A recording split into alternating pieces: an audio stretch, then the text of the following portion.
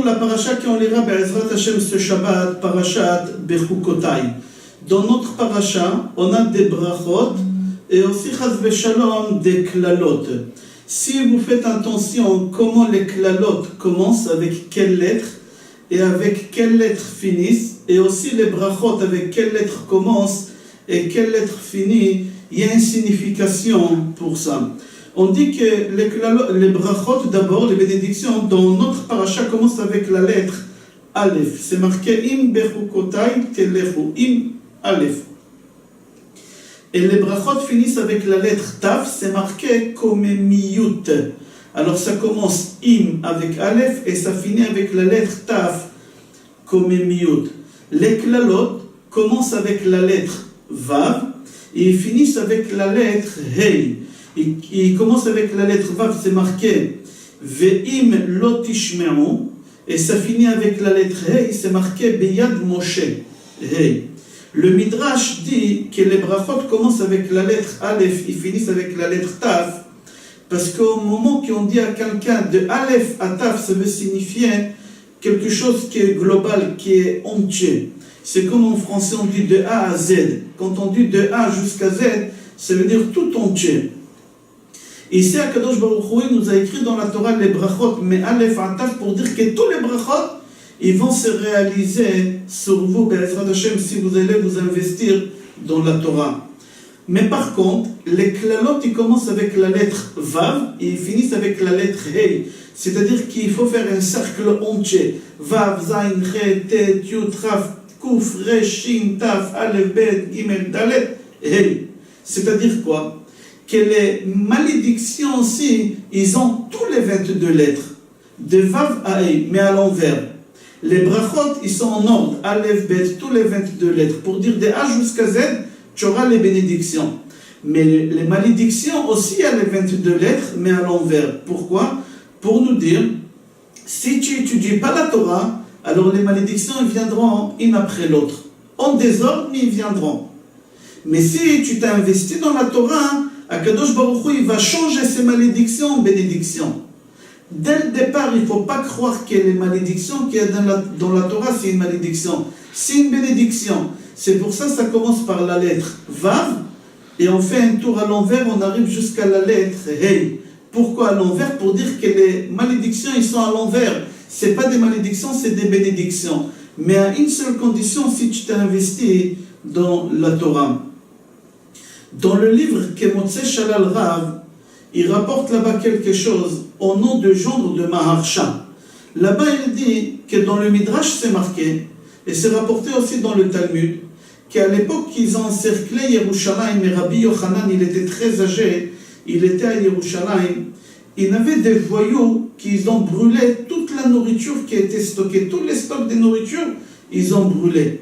Et Rabbi Yochanan, là-bas, la Gemara dit, au moment qu'il a entendu qu'ils ont brûlé toutes les stocks de nourriture, il a crié, vaille, vaille. C'est en araméen, ça veut dire, hoi, hoi, ça fait mal. Mais en araméen, ça veut dire vaille, vaille. C'est-à-dire, il a commencé à pleurer. Et ça a été rapporté aux voyous. Les voyous, quand ils ont entendu que Rabbi Yochanan, il a crié vaille, vaille, aïe, aïe, ils ont parti le voir pour lui dire, c'est vrai, ça t'a fait de la peine qu'on a brûlé? Il leur a dit, pas du tout. Moi, j'ai pas dit vaille, vaille. Moi, j'ai dit va, va. Va, va, c'est un langage des joies en araméen. Au contraire, j'étais joyeux, j'étais d'accord avec vous. J'ai pas dit vaille, vaille, j'ai dit ah, ah. Pardon, va, va. Va, va, c'est un langage de joie. Alors, il y a haï, haï, c'est un langage de malheur. Et il y a vaï, vaï, c'est va, va, c'est un langage de joie. Entre parenthèses, c'est marqué dans le Midrash que les Rechaïm en enfer, au moment qu'ils sont en train de brûler, ils crient vaï, vaï. Et Gan Eden, là-bas, il crie va, va, langage de joie. Alors le gendre de Maharsha dit que les klalot ils commencent avec la lettre Vav et ils finissent avec la lettre Hei. Va, va, c'est un langage de joie, on a dit. Comment c'est possible que va, va, va, Hei, c'est des malédictions et les tzadikim ils crient comme ça au paradis, va, va, ils crient de joie? Alors le Khatan de Maharsha dit oui, Le Vav Hei, il ne faut pas regarder ça comme malédiction, il faut regarder ça comme bénédiction. Mais quand est-ce? Quand on s'investit dans les études de la Torah. Au moment que tu t'investis dans les études de la Torah, alors toutes les malédictions, ils se transforment en bénédictions. Et c'est pour ça qu'on crie Vav Hei. C'est-à-dire c'est la joie. Dans notre paracha, il y a 49 malédictions. Si vous les comptez, il y a 49 malédictions. La Gemara Megillah dit que Rabbi El-Azar, le fils de Rabbi Shimon Bar Yochai, il a dit qu'Ezra Asofer, il a instauré que dans tous les temps jusqu'à aujourd'hui, qu'on lira les malédictions, qu'il y a dans Sefer Vayikra, Torah de Kohanim, c'est notre livre à nous, avant Rosh Hashanah, avant Atzeret, avant Shavuot. Et les klalot qu'il y a dans Mishneh Torah, dans Parashat Kitavo, on les lira avant Rosh Hashanah. Comme ça c'est marqué dans la Gemara. Et là-bas la Gemara, elle pose la question, pourquoi c'était ordonné comme ça? Quelle est les malédictions qu'il y a dans notre parashat, dans Parashat Bechukotai, toujours il faudra qu'on les lit avant Shavuot. Et les malédictions qu'il y a dans Sefer, dans Parashat Kitavo, ici on a dit il y a 49. Et dans l'autre Parashat Kitavo, il y a 98. Il y a le double des malédictions là-bas. Et les autres doubles des malédictions, on les lira toujours avant Rosh Hashanah. Alors la Gemara, elle pose la question, pourquoi on doit lire les premières malédictions avant Shavuot et les autres avant Rosh Hashanah? Là-bas, la Gemara, elle répond, Kedesh et Tichle Shana vekilelotea, pour qu'on finira l'année avec ces malédictions. C'est-à-dire, on finit l'année et en même temps, on a fini de lire toutes les malédictions qu'il y a dans la Torah, et l'année, elle finit et toutes les malédictions, ils ont fini aussi. Comme ça, la Gemara, elle répond. Mais c'est pas clair. Le Shla Kadosh dit, c'est compréhensible pour Sefer Dvarim Parashat Kitavo. On le lit avant Rosh Hashanah, d'accord, comme on vient de dire, que la Shana, l'année, elle s'écoule avec toutes ces malédictions. Mais ceux qui ont lu maintenant là, avant Shavuot, on est très loin de Rosh Hashanah. On est très loin. Bientôt on va être Rosh Chodesh Sivan. Alors, Sivan, Tammuz, Av, Elul, et Rosh Hashanah Tishrei, c'est que dans 4 mois et quelques jours. Alors, comment c'est possible que tu dis qu'Ezra Sofer, il a instauré qu'on finira les malédictions à la fin de l'année, comme ça on finira l'année avec toutes les malédictions. Mais on finit pas l'année. On est un peu plus que la moitié de l'année. Comme ça, le Shla Kadosh, Shtel Luchot Abrit, il pose la question. Une très très belle réponse qui est dans le Shla Kadosh. Le Shla Kadosh, il dit comme ça qu'à Rosh Hashanah, à Kadosh Baruch Hu, il nous juge la vie ou la mort. À Shavuot, aussi à Kadosh Baruch Hu, il nous juge la vie ou la mort. Alors quoi? 2 fois? Non, le Shla Kadosh dit qu'à Rosh Hashanah, Kadosh Baruch Hu, il nous juge la vie ou la mort dans le matériel. Est-ce que les affaires ils vont marcher cette année, c'est la vie, ou les affaires ils vont pas marcher, Shalom, c'est la mort. C'est-à-dire les affaires ils vont mourir, on n'aura plus d'affaires. Et la vie et la mort, avant Shavuot, c'est Rosh Hashanah, Kadosh Baruch Hu, il nous juge. Spirituellement, est-ce qu'on va se renforcer dans la Torah? Est-ce qu'on va s'engager dans la Torah? Est-ce qu'on va renouveler des chidushim dans la Torah? C'est ça la vie ou la mort de Shavuot. Alors qu'est-ce qu'Ezra Sofer il a instauré? Qu'il faut finir les malédictions avant la fin de l'année? Oui, avant la fin de l'année. Quelle année? Si c'est Rosh Hashanah, c'est avant la fin de l'année matérielle, et si c'est Shavuot, avant la fin de l'année spirituelle. Et la preuve, si vous faites attention, qui a dit les malédictions qu'il y a dans notre paracha? Qui a dit les malédictions qu'il y a dans Parashat Kitavo? C'est pas la même chose, même halachiquement, c'est pas la même chose. J'explique. Les malédictions qu'il y a dans notre paracha, nous, on n'a pas le droit d'interrompre au milieu et faire monter quelqu'un qui continue. On n'a pas le droit. Il faut lire tous les 49 malédictions en une seule trait, en une seule fois.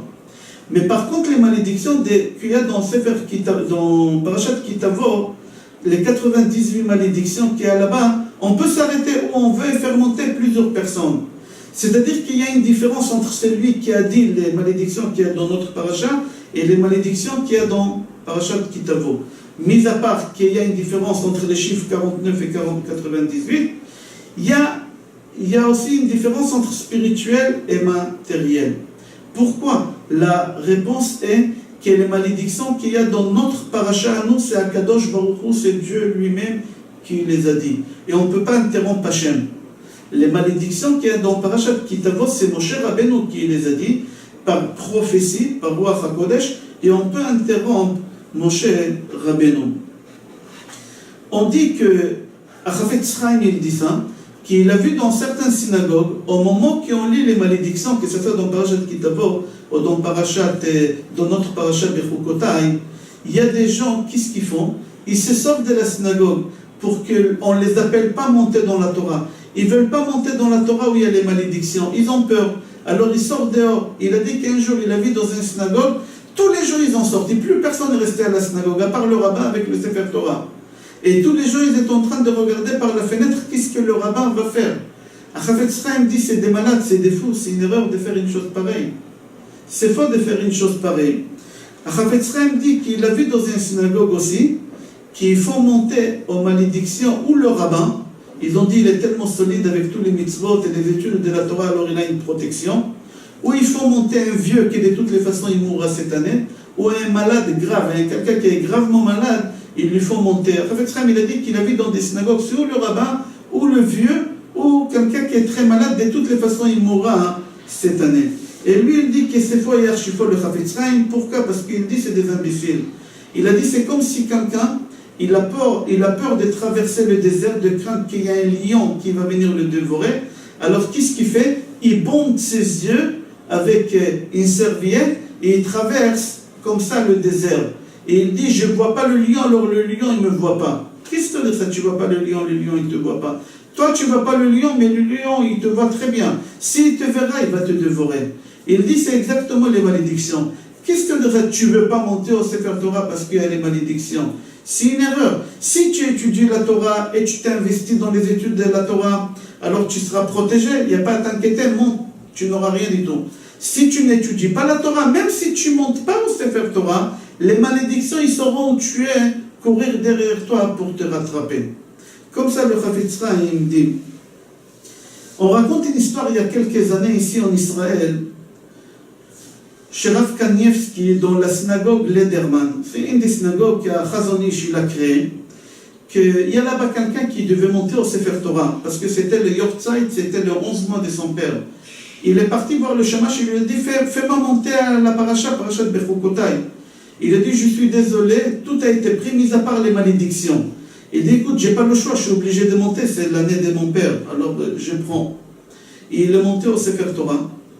Et il a eu l'idée que Chas v'Shalom, matériellement, tout ira mal pour lui, matériellement et spirituellement, tout ira mal pour lui.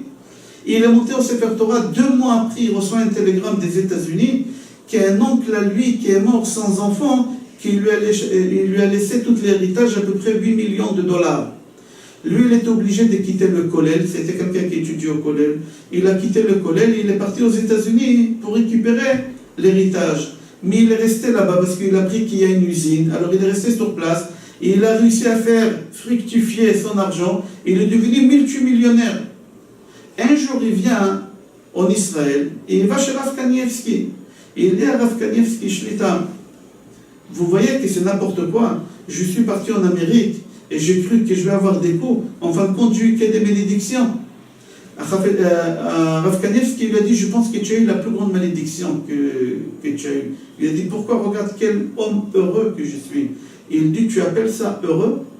Avant, tu étais au collège, tu étudiais la Torah toute la journée. Là, oui, tu étais heureux. Maintenant, parce que tu es monté aux malédictions et tu as laissé la Torah, les malédictions, ils ont couru derrière toi jusqu'aux États-Unis. Et là-bas, tu fais travailler toute la journée, tu n'as même pas 1 minute d'étude de Torah. C'est la plus grande malédiction qu'on peut avoir sur terre.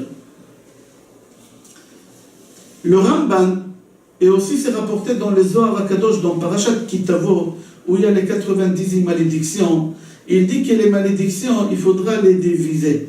Pourquoi? Mis à part ce qu'on a dit tout à l'heure, que les malédictions qui sont, ils étaient dit par Hachem ou par Moshe Rabbeinu, et des malédictions matérielles et spirituelles, il faut diviser les malédictions en 2 époques.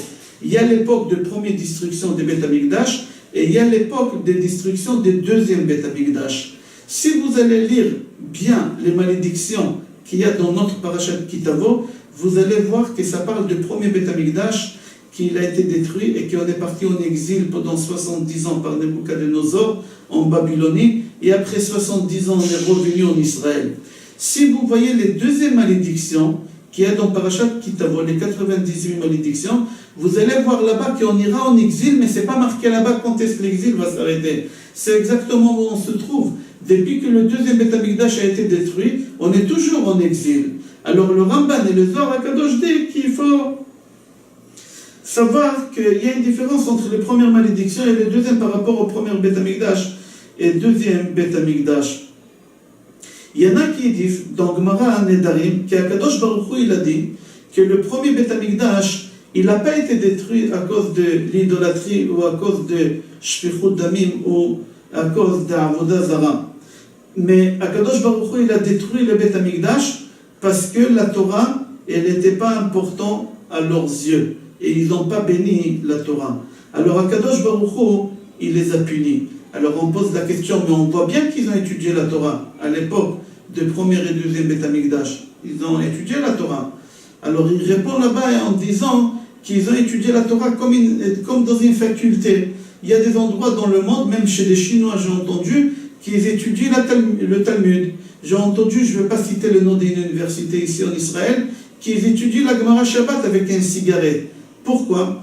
Ils étudient pas parce que c'est la Torah, parce que c'est comme une faculté. Ça fait travailler la tête, ça fait travailler la mémoire, alors c'est pour ça qu'ils étudient.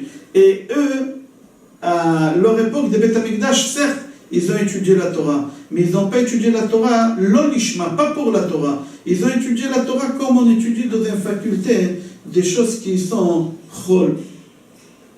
Et c'est pour ça qu'on lit ces malédictions-là avant Shavuot, parce que Shavuot, c'est le jour des jugements spirituels. Et toutes ces malédictions, c'est des malédictions spirituelles sur la Torah. Le deuxième Beth Amikdash, il a été détruit à cause de la haine gratuite, et on lit ça avant Rosh Hashanah, parce que c'est marqué là-bas dans la paracha, vous allez voir, Vayi bishur melech b'asef yachad rashi'am, c'est-à-dire on va faire régner Akadosh Baruch Hu, et on doit tous s'unir pour régner Akadosh Baruch Hu.